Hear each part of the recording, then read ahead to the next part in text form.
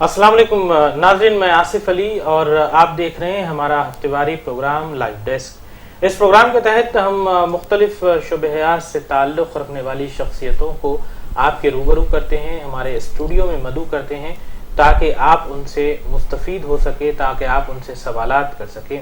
नाज़रीन, आज हमने जिस शख्सियत को मदऊ किया है वो सऊदी अरब खलीजी ममालिक के लिए तारुफ़ मोहताज नहीं है। मेरी मुराद जनाब सैयद ज़ियाउर रहमान से हैं, जो CEO है yahind.com, एक ऐसी पोर्टल, जो एक ऐसी वेबसाइट जो खलीजी ममालिक में रह रहे तारिकीन वतन के लिए एक अरसे से रहनुमाई करती आई है। अलावाजी आप अल माविया मेडिकल ग्रुप के भी CEO हैं और काफ़ी अरसा आप सऊदी अरब में गुजार चुके हैं। वहाँ के हालात से, वहाँ के मौक़ों से आप खासी दिलचस्पी रखते हैं और वहाँ पर आने वाले नौजवानों की रहनुमाइयों में भी आपने नुमाया रोल अदा किया है। अस्सलाम वालेकुम ज़िया भाई, हम आपका खैर मक़दम करते हैं इस प्रोग्राम में। वालेकुम सलाम। नाज़रीन, आज हमने जिस उन्वान को चुना है बात करने के लिए, जिस पर बात होगी, जिस पर सवालात होंगे, जिस पर जवाबात होंगे, वो जो है खलीजी मुल्क में जो है रोज़गार के मौके यानी अपॉर्चुनिटीज़ इन गल्फ़ कंट्रीज़ और वहाँ के जो मसाइल हैं, वहाँ के जो नौजवान जो वहाँ पर मसाइल का सामना कर रहे हैं, उन्हें हल करने के लिए क्या किया जाए, कुछ ऐसे ही सवालात आएंगे और हम इस उन्वान के तहत जो है तफसीली बात करेंगे से ज़ियाउर रहमान साहब से, जो CEO है yahind.com के, अलावा जी आप माविया मेडिकल ग्रुप से भी वाबस्ता हैं। जी, सबसे पहले तो हम आपसे ये पूछना चाहेंगे ज़िया भाई, आप कुछ अपने बारे में बताएं, अपने कैरियर के बारे में बताएं। अस्सलाम वालेकुम नाज़रीन। सब में पहले मैं आज के हमारे मेज़बान जनाब आसिफ अली साहब का और रूबी टीवी के ज़िम्मेदारान का शुक्रिया अदा करता हूं कि उन्होंने मुझे इस प्रोग्राम में मदऊ कर मुझे इज़्ज़त बख्शी। मैं सऊदी अरब 1990 में एक फार्मास्यूटिकल कंपनी थी अल जज़ीरा प्लांट्स एस्टेब्लिशमेंट के नाम से, उसमें एज ए बहैसियत कंप्यूटर प्रोग्रामर मैंने अपने करियर का आगाज़ किया। जी। उसके बाद 1994 में मैंने कंसल्टेटिव मेडिकल क्लिनिक में बहैसियत ऑफिस मैनेजर शुरुआत की। उसके थोड़े ही अरसे के बाद मुझे प्रमोशन दिया गया, जहां पर मैं एज ए एडमिनिस्ट्रेटिव मैनेजर की खिदमत से वाबस्ता हुआ। उसके बाद बोर्ड ऑफ डायरेक्टर्स ने फैसला किया कि मुझे फर्दर प्रमोशन दिया जाए और मुझे प्रमोट किया गया बहैसियत CEO। उसके बाद 2002 में मैं माविया कंसल्टेटिव क्लिनिक्स और माविया मेडिकल ग्रुप के नाम से जाना जाता है, उसमें मैंने बहैसियत CEO अपना जॉब शुरू किया 2002 में। और उसके अलावा मैं जब 1999 में जब इंटरनेट की जब शुरुआत हुई, तो उस वक्त मैंने फ़ैसला किया कि एक अपने नाम से एक वेबसाइट शुरू की जाए, जिसका नाम मैं रखा था ज़िया ऑनलाइन। उसके बाद कुछ दोस्तों के मशवरे पर मैंने yahind.com की शुरुआत की। और उसके अलावा अभी हाल ही में हम लोगों ने एक payam.com के नाम से भी एक मुस्लिम मैट्रिमोनियल वेबसाइट का आगाज़ किया है। बिल्कुल, काफ़ी अच्छी आपने इंफॉर्मेशन दी ज़िया साहब के yahind.com। याहिंद जो एक ऐसी वेबसाइट बन चुकी है ख़ासकर खलीजी ममालिक में रहने वाले तारिकीन वतन के लिए, जिनसे वो न सिर्फ ये कि जो है एक तरह की ख़बरें हासिल करते हैं, बल्कि तमाम हालात से आगाही भी हासिल करते हैं। नाज़रीन, हम आपको ये बता दें कि लाइव डेस्क का प्रोग्राम में इस वक्त CEO yahind.com से ज़ियाउर रहमान हमारे साथ हैं। आप भी इस प्रोग्राम का हिस्सा बन सकते हैं। स्क्रीन पर एक नंबर दिया जा रहा है, उस पर रास्त तौर पर कॉल कर सकते हैं और प्रोग्राम का हिस्सा बन सकते हैं। एक कॉलर हमारे साथ हैं। अस्सलाम वालेकुम, कौन और कहाँ से? जी, अपने टेलीविजन की आवाज़ थोड़ी कम करें आप।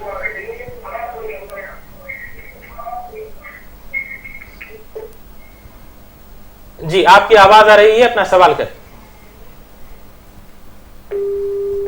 शायद ये कॉल ड्रॉप हो गई। नाज़रीन, हम आपसे गुजारिश करेंगे कि जब आप हमें कॉल करें तो अपने टेलीविजन की आवाज़ थोड़ी धीमी कर लें ताकि जो आपसे राबता है वो मुमकिन हो पाए, कम्युनिकेशन में कुछ प्रॉब्लम ना हो, क्योंकि होता यह है कि जब आपके टेलीविजन की आवाज़ बैकग्राउंड में चलती रहती है तो उसका इको जो है प्रॉब्लम देता है। तो हम आपसे गुजारिश करेंगे कि अपने टेलीविजन की आवाज़ थोड़ी कम कर लें। कॉलर हमारे साथ हैं। अस्सलाम वालेकुम, कौन और कहाँ से? जी मोहसिन भाई, आपका खैर मकदम है इस प्रोग्राम में।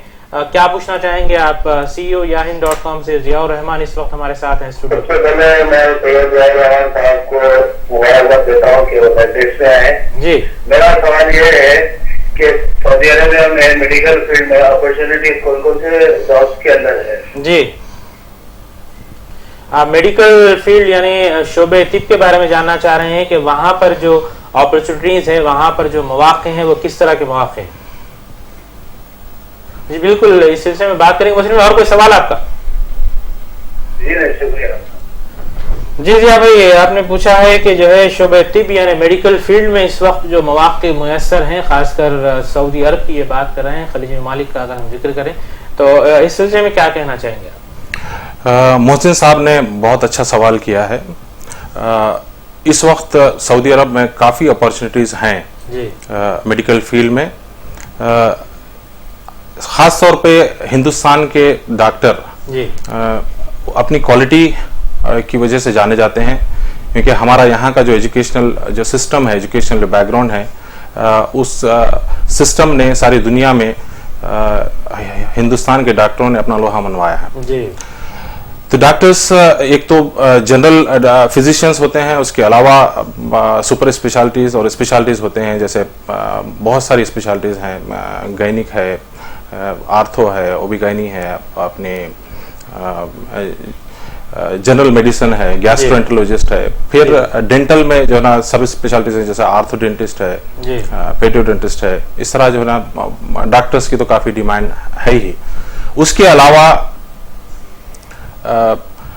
टेक्नीशियंस जैसे लैब टेक्नीशियन है, एक्सरे टेक्नीशियंस है, बायोमेडिकल इंजीनियर्स हैं, बायोमेडिकल टेक्नीशियंस हैं, ECG टेक्नीशियंस है, ऑपरेशन थिएटर टेक्नीशियंस है, एनेस्थेसिस्ट है। इस तरह की जो ना मतलब बहुत सारी फील्ड हैं जिसमें हिंदुस्तानियों के लिए काफ़ी अपॉर्चुनिटीज है। बिल्कुल, हम इस पे और बात करेंगे। भाई एक कॉलर हमारे साथ है इस वक्त। अस्सलाम वालेकुम, कौन और कहाँ से?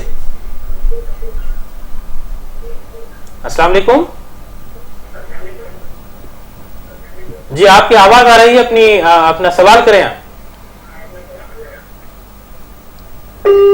शायद ये कॉल ड्रॉप हो गई। नाज़रीन, हम आपसे गुजारिश करेंगे कि अपने टेलीविजन की आवाज थोड़ी धीमी कर लें ताकि आपसे जो कम्युनिकेशन है वो बराबर हो पाए। जी साहब, आप बता रहे थे कि कई ऐसे रोजगार के मौके हैं, खासकर मेडिकल फील्ड में, शोबे तिब में, जहां पर जो है आप रहनुमाई कर सकते हैं। कॉल हमारे साथ है। अस्सलाम वालेकुम, कौन और कहां से? अस्सलाम वालेकुम। हेलो जी मोहतरमा, आपकी आवाज आ रही है, अपना सवाल करें आप। क्या पूछना चाहेंगे? जी, नौकरी के लिए हमारे हस्बैंड। जी क्या करते हैं आपके शौहर? वो सेक्रेटरी गार्ड थे, इसमें भारत सेक्रेटरी में, अब 1 साल से बेकार है जी। तो इसलिए आपको परेशानी है। जी बिल्कुल, हम इस प्रोग्राम में जो है अनस्किल्ड लेबर के बारे में भी बात करेंगे कि उनके लिए क्या मौके हैं, खासकर सऊदी अरब में या फिर खलीजी ममालिक में। ऐसे अफराद जो ज्यादा पढ़े लिखे नहीं हैं या फिर कोई सिक्योरिटी गार्ड्स के तौर पर काम कर रहे हैं, उस सिलसिले में बात करेंगे। आप हमारा प्रोग्राम देखते रहिए। कॉलर साथ हैं। अस्सलाम वालेकुम।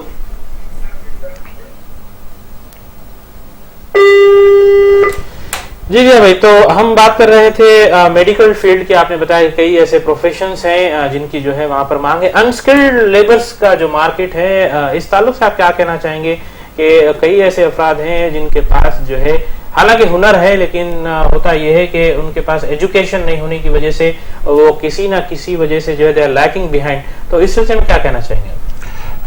अनस्किल्ड लेबर में भी बहुत सारी अपॉर्चुनिटीज हैं, लेकिन उसमें कुछ जॉब्स हैं जो सऊदीज के लिए रिजर्व्ड हैं जी।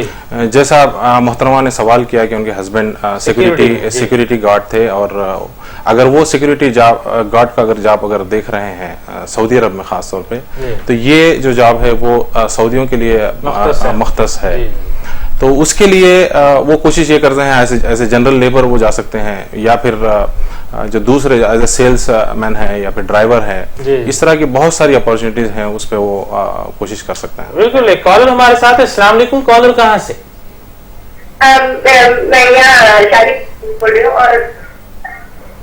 और मेरा सवाल ये है कि इंटर के बाद अगर करना चाहे तो कैसा, किधर अप्रोच करे, कहाँ से फॉर्म? जी, इंटर के बाद क्या करना चाह रहे हैं आप? कौन सा कोर्स? लॉ पढ़ना चाह रहे हैं। अच्छा, लॉ करना चाह रहे हैं। जी जी, बैचलर ऑफ लॉ करना चाह रहे हैं जी। तो इसके लिए आप अप्रोच पूछ रहे हैं। कहाँ से लेना है मुझे ये नहीं मालूम है जी। बिल्कुल। इसको कैसा सबमिट करना है, इसके कॉलेजेस किधर है? क्योंकि मैं तो गवर्नमेंट से पढ़ी है, गवर्नमेंट से पढ़ी हूँ। जी जी बिल्कुल, हम इस सिलसिले में बात करेंगे। देखिए मोहतरमा, लॉ सेट का एक एंट्रेंस होता है। लॉ सेट एंट्रेंस के लिए आप इसकी वेबसाइट पर जो है गूगल पे जाके इंटरनेट पे इसकी वेबसाइट तलाश करें, और उस पर जो है, चूंकि हाल ही में हम रूबी न्यूज से भी वाबस्ता है, तो न्यूज में इसकी न्यूज जो है आ चुकी है। हम बता चुके हैं कि लॉ सेट का एंट्रेंस हो चुका है, और इसकी काउंसलिंग भी जो है इस साल की काउंसलिंग हो चुकी है। अब आप 2015 में जो है इसे ट्राई कर सकते हैं। मार्च के महीने से आपको ट्राई करना पड़ेगा। वेबसाइट पर जाकर जो है उसमें आप डिटेल निकाल सकते हैं, और जो है फिर ऑनलाइन जो है आप फॉर्म भर सकते हैं। लॉ कॉलेजेस जितने हैं वहां पे एडमिशन हो सकता है। एक कॉलर हमारे साथ है। अस्सलाम वालेकुम। कॉलर कहाँ से? अस्सलाम वालेकुम जी। आपकी आवाज आ रही है, अपने टेलीविजन की आवाज थोड़ी कम कर लें और अपना सवाल करें।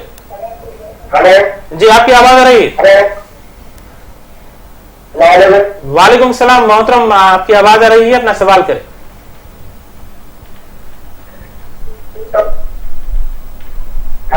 जी, आपकी आवाज आ रही है।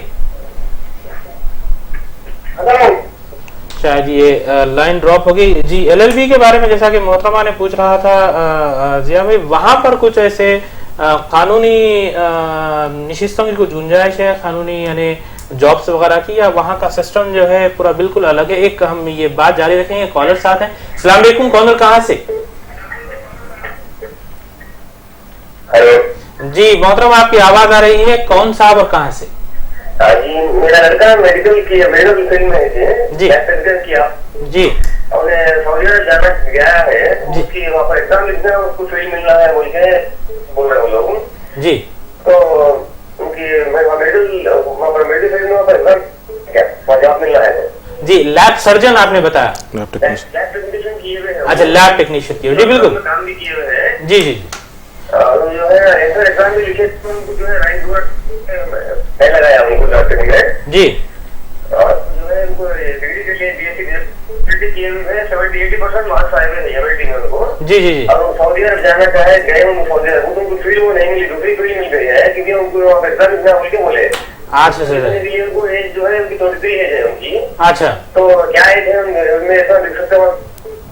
बिल्कुल बात करेंगे इस सिलसिले में। और ये बताया कि आजाद वीजा था या फिर कोई जॉब वीजा था? जो उनको जॉब वीजा भी भेजा है उनको मैं जी। अब उनकी मेडिकल फील्ड में उनको जॉब नहीं लगता, वो एग्जाम दूसरे फील्ड में उनको लगा दिया है। अब फिलहाल तो एग्जीक्यूटिव ऑफिसर बने हुए हैं वहाँ पर कोई एक कंपनी जी। बिल्कुल बात करेंगे इस सिलसिले में जिया साहब से कि इसका प्रॉपर वे क्या है एग्जामिनेशन का। कॉल करने के लिए शुक्रिया जी sir. DMLT medical lab technicians के लिए ऐसा कौन सा एग्जाम होता है जिसे पास करना होता है वहाँ? लैब टेक्नीशियन के लिए एक सऊदी हेल्थ काउंसिल का एग्जाम होता है जी।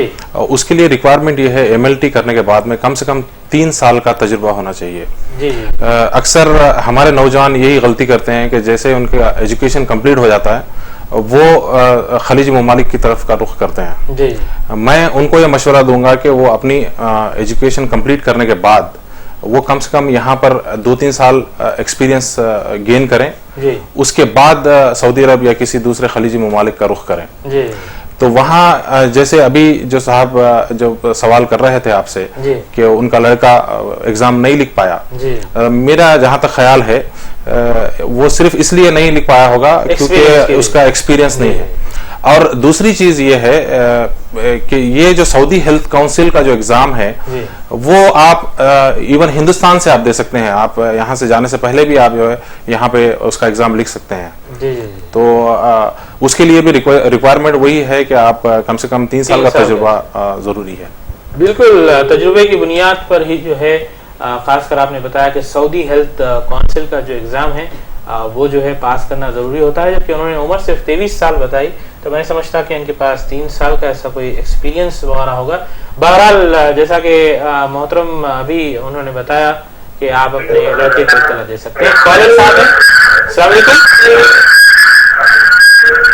अपने टीवी की आवाज थोड़ी कम करें,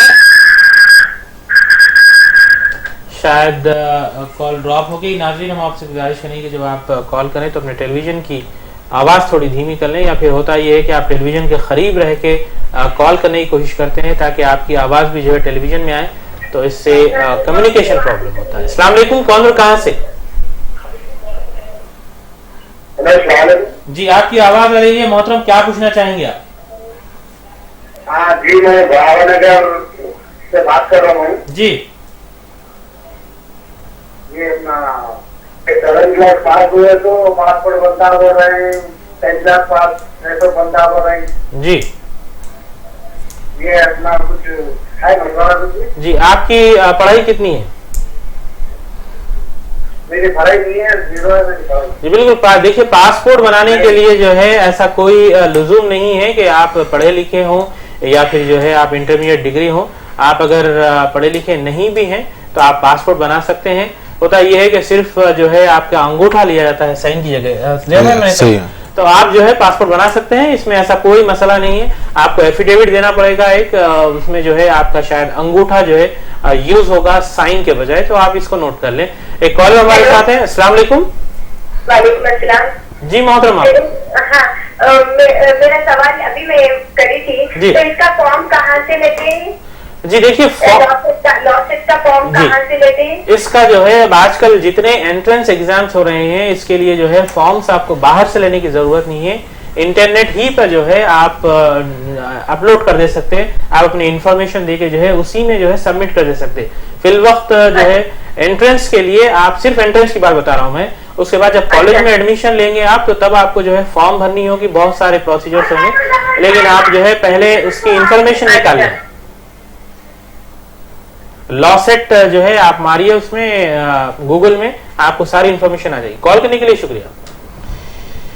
जी अभी तो हम बात कर रहे थे कई ऐसे डीएमएलटी से हट के कुछ ऐसे और मेडिकल कोर्सेज हैं जिनके लिए जो है सऊदी हेल्थ काउंसिल जो है ये एग्जाम्स वगैरह मुनक्किद करता है। जिया भाई देखिए, मेडिकल फील्ड में जो भी लोग काम करना चाहते हैं उनके लिए सऊदी हेल्थ काउंसिल का रिक्वायरमेंट एक प्री रिक्वायरमेंट है जॉब करने के लिए, जहाँ पे आपके सर्टिफिकेट्स वगैरह वेरीफाई होते हैं और उसके बाद आपकी क्वालिफिकेशन को सर्टिफाई करते हैं हम लोग। उसके बुनियाद पर सऊदी हेल्थ काउंसिल के पासिंग मार्क्स और उसका एक कार्ड बनता है आपका सऊदी हेल्थ काउंसिल का, उसकी बुनियाद पे आपको मिनिस्ट्री ऑफ हेल्थ जो है ना आपको फाइनल लाइसेंस इशू करती है वहाँ पे काम करने के लिए। तो अगर मेडिकल फील्ड में अगर आप काम करना चाहते हैं, चाहे वो नर्सेस हों या फिर टेक्नीशियंस हों, इनके लिए पास करना बहुत ज़रूरी है। मेरा जहाँ तक ख्याल है कि बायोमेडिकल टेक्नीशियंस जो काम करते हैं शायद उनके लिए फिलहाल ऐसी कोई रिक्वायरमेंट नहीं है। उससे हटकर डॉक्टर्स और नर्सेस टेक्नीशियंस वगैरह जो भी हॉस्पिटल के अंदर जो काम करते हैं या क्लिनिक्स के अंदर काम करते हैं उनके लिए ये ज़रूरी है। बिल्कुल, एक कॉल हमारे साथ है। अस्सलाम वालेकुम, कौन और कहाँ से? जी मोहतरम, कौन साहब और कहाँ से? जी मुस्तफा साहब, खैर मकदम है आपका हमारे प्रोग्राम लाइव डेस्क में, क्या पूछना चाहेंगे? नहीं साहब, आपकी आवाज से तो नहीं पहचाना, लेकिन आप अपना प्रोग्राम में अगर सवाल करें आप तो। जी मेरे को ये पूछना था, ये जो रेलवे मेट्रो रेलवे का जो है ना साहब जी ये मेट्रो रेलवे का खाली ऑनलाइन बता रहा था, मगर इसका कुछ सही प्रोसीजर में जरा ऑनलाइन सबमिट करके 2 मरतबा फॉर्म डाला हूँ। जी हाँ, 2 मरतबा फॉर्म डाला हूँ, फॉर्म डाले बाद मेरे को कोई रिस्पॉन्स नहीं मिला जी। और ना मेट्रो रेलवे की इंक्वायरी जारी है, जॉब वैकेंसी ओपन है बोल के जरा, मगर कोई रिस्पॉन्स वहाँ से कुछ भी नहीं आया मेरे को। तो मैं सर से पूछना चाह रहा हूँ कि ये क्या है, एक्चुअल प्रोसेस क्या है इसका, ऑनलाइन करना है या फिर यहाँ मैं तो इसकी ऑफिस कहाँ पर है जो जाके मिलना जॉब के लिए? बिल्कुल, आप जो है अगर ऑनलाइन इसमें सबमिट कर चुके हैं तो सेक्रेटरीट रोड पे जो है इसकी एक बाज़ाब्ता ऑफिस बनी हुई है, बड़ा कॉम्प्लेक्स है हैदराबाद मेट्रो रेल नेटवर्क करके। वहां पर जाकर आप जो है रिसेप्शन पे आपके पास अगर कुछ एक्नॉलेजमेंट है जो आपने ऑनलाइन दी है तो आप वहां पे एक्नॉलेजमेंट बता सकते हैं, वो लोग जो है आपकी इंक्वायरी को एंटरटेन करेंगे। तो ये ऑनलाइन मामले का नहीं है सर? नहीं, ऑनलाइन का है, लेकिन ऑनलाइन आप जब सबमिट करते हैं तो उसके बाद सॉर्टिंग होती है। अगर उनके रिक्वायरमेंट से कुछ मेल खा रहा है आपका सीवी, आपका बायोडाटा, तो वो लोग क्या करते हैं आपको जो है लूप में रखते हैं, अदरवाइज वो ऐसे हो सकता है कि मेरा और एक सवाल ये था कि मैं परसों जाके सिटी कॉलेज में डिग्री के लिए दाखिला डाल के आया जी, तो हम लोग बोले कि दिसंबर में आएंगे उनके बोले, तो ओपन लोग क्या बोले तो ओपन से करे तो कुछ वैल्यू ना रहती सर्टिफिकेट की बोल के बोले, तो ये बात सही है क्या? नहीं, ऐसा कुछ नहीं है। देखिए, इक्विवेलेंट एक वर्ड होता है, जब इक्विवेलेंट अगर आ जाता है तो हुकूमत की जानिब से जो है ये बराबर उसी यानी डिग्री के मुमासिल होता है ओपन जो है नॉर्मल आप डिग्री करते हैं। इसमें ऐसी कोई वो नहीं है, बिल्कुल आप कोई किसी किस्म का कोई शुबा या शक न रखें, बल्कि ये इक्विवेलेंट टू नॉर्मल डिग्री है। जी हाँ, और मैं आपका एम्प्लॉय हूँ सर। जी, शुक्रिया कॉल करने के लिए। आप मैं दोनों मिलकर रूबी चैनल में काम करे तो जी, शुक्रिया कॉल करने के लिए मुस्तफा साहब। जी, अभी आपने जैसा कि ओपन का इन्होंने बताया, ओपन के बारे में अगर मैं ये कहूँ कि सऊदी अरब में इसका क्या रुझान है कि ओपन से अगर करने के बाद जो है वहां पर कोई ऐसी दिक्कत पेश आती है ज़िया?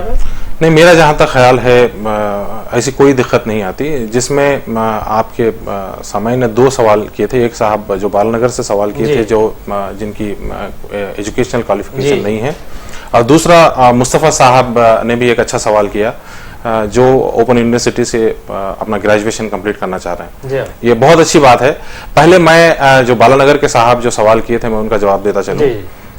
अगर आपकी कोई क्वालिफिकेशन नहीं है और आप अगर अपनी तालीम को अगर जारी रखना चाहते हैं तो गवर्नमेंट की तरफ से फिलवक्त काफ़ी अच्छी सहूलतें हैं। आपने नाम सुना होगा वासिफ साहब, आसिफ भाई के नेशनल ओपन स्कूल, और नेशनल ओपन स्कूल के थ्रू आप जो है ना डायरेक्ट आप एसएससी का एग्जाम दे सकते हैं और इंटर का एग्जाम दे सकते हैं। और यहाँ पे अभी आंध्र प्रदेश ओपन स्कूल और तेलंगाना ओपन स्कूल भी है, उससे भी आप जो है अपना एग्जाम दे सकते हैं एसएससी और इंटर का। उसके बाद आप डायरेक्ट ग्रेजुएशन में एडमिशन ले सकते हैं। उससे हटकर जो लोग अरबी सीखते हैं और जो लड़के उर्दू मीडियम से पढ़े हुए हैं वो भी जो है ना उर्दू आलिम और उर्दू फाजिल का एग्जाम दे सकते हैं जो इक्वलेंट टू एसएससी और इंटर है। तो उस बुनियाद पर भी आप अपना ग्रेजुएशन आप कर सकते हैं। जी जी। उससे हटकर जैसा मुस्तफ़ा साहब ने जो सवाल किया कि वो ग्रेजुएशन करना चाहते हैं, तो उसके लिए बहुत सारी ओपन यूनिवर्सिटीज़ हैं यहाँ पर, जैसे डॉक्टर अंबेडकर ओपन यूनिवर्सिटी है, मदुराई कामराज यूनिवर्सिटी है, Indira Gandhi national open university है। इस तरह की बहुत सारी यूनिवर्सिटीज़ हैं जहाँ पर आप अगर आप फर्दर अगर आपके पास अगर एसएससी या इंटर अगर ना भी हो तो वो लोग एक एंट्रेंस एग्जाम कंडक्ट करते हैं, उसकी बुनियाद पर आपको डायरेक्ट ग्रेजुएशन में एडमिशन दिया जाता है जो इक्वलेंट टू ग्रेजुएशन है। और रही बात गल्फ कंट्रीज में या सऊदी अरब में इसको तरजीह देते हैं या नहीं देते हैं, उसकी बेहतरीन एग्जाम्पल ये है कि इस वक्त बहुत सारे लड़के वहाँ पर जो अरबिक स्पीकिंग हैं वो लोग अरब ओपन यूनिवर्सिटी के नाम से, वहाँ पर भी एक अरब ओपन यूनिवर्सिटी है जिससे जो ना वो लोग अपनी पढ़ाई जो है जारी रखे हुए हैं, उसको बराबर तरजीह देते हैं। बहैसियत ये शर्त ये है कि आप में काबिलियत हो। बिल्कुल, काफी अच्छी बात कही है आपने कि ओपन से जो है कोई ऐसा ज्यादा फर्क पड़ने वाला नहीं है, इक्विवेलेंट का जो वर्ड है वो आ जाता है तो ये जो है कहीं भी तस्लीम की जा सकती है ऐसी डिग्रियां। नाज़रीन, हमारा प्रोग्राम जारी रहेगा, लाइव डेस्क आपके कॉल्स आते रहेंगे। एक मुख्तसर सा वक्फा है, वक्फे के बाद हम फिर हाजिर होंगे और बात करेंगे खलीजी मालिक में रोजगार के मौक़ों और खासकर वहाँ पैदा होने वाले मसाइल के बारे में। सैयद ज़ियाउर रहमान CEO yahin.com हमारे साथ हैं, वो आपकी रहनुमाई करेंगे। देखते रहिए प्रोग्राम।